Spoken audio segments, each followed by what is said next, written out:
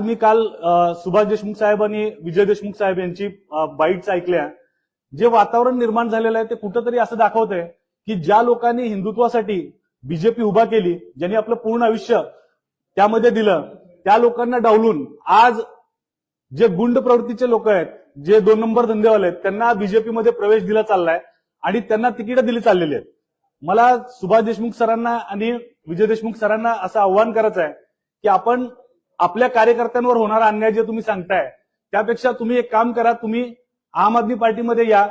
आम आदमी पार्टीमध्ये मी अरविंद केजरीवाल सरांना बोलतो, आमचे महाराष्ट्राचे अध्यक्ष अजित फाटके सरांना बोलतो आणि आपल्या नेतृत्वाला आम्ही मान्य करू आणि सोलापूरच्या विकासाचं काम करू. पण ज्या लोकांना हिंदुत्व म्हणजे भाजपचा चेहरा समोर यायला लागलाय की तुम्ही हिंदुत्वच्या नावाखाली लोकांकडून काम करून घेतलं आणि आज जेव्हा वेळ आली त्यांना न्याय द्यायची तर त्यांना तुम्ही बाजूला सारून टाकताय, म्हणजे ही काय मानसिकता आहे तुमची? अशा चांगल्या लोकांना मी आवाहन करतो की आम आदमी पार्टीमध्ये तिरंग्याच्या खाली आम्ही काम करतो. आम्ही सगळे हिंदू, मुस्लिम, शीख, इसाई आमच्या पक्षामध्ये सगळे बराबरीनं काम करतात आणि सर्वांना न्याय देतात. तर माझं हे आव्हान तुम्ही पोहोचवचाल ही अपेक्षा. आज मी काल सुभाष देशमुख साहेब आणि विजय देशमुख साहेब यांची बाईट्स ऐकल्या.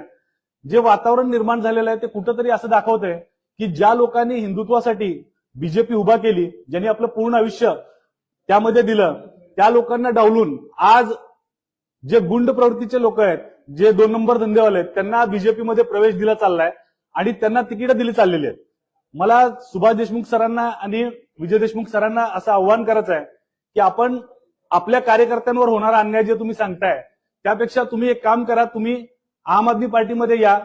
आम आदमी पार्टीमध्ये मी अरविंद केजरीवाल सरांना बोलतो, आमचे महाराष्ट्राचे अध्यक्ष अजित फाटके सरांना बोलतो आणि आपल्या नेतृत्वाला आम्ही मान्य करू आणि सोलापूरच्या विकासाचं काम करू. पण ज्या लोकांना हिंदुत्व म्हणजे भाजपचा चेहरा समोर यायला लागलाय की तुम्ही हिंदुत्वच्या नावाखाली लोकांकडून काम करून घेतलं आणि आज जेव्हा वेळ आली त्यांना न्याय द्यायची तर त्यांना तुम्ही बाजूला सारून टाकताय, म्हणजे ही काय मानसिकता आहे तुमची?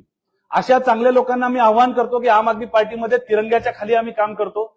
आम्ही सगळे हिंदू, मुस्लिम, शीख, इसाई आमच्या पक्षामध्ये सगळे बराबरीनं काम करतात आणि सर्वांना न्याय देतात. तर माझं हे आव्हान तुम्ही पोहोचवचाल ही अपेक्षा.